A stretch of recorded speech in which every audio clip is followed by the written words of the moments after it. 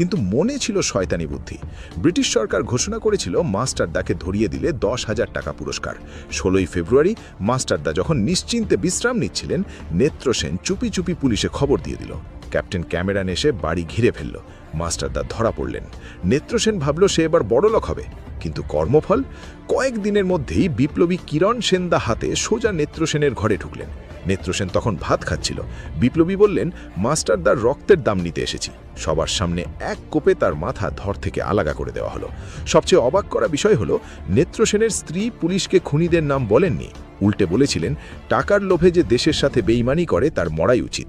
ব্রিটিশরা ওই 10,000 টাকা দেওয়ার সুযোগই পায়নি, তার আগেই সে জমপুরে চলে গিয়েছিল।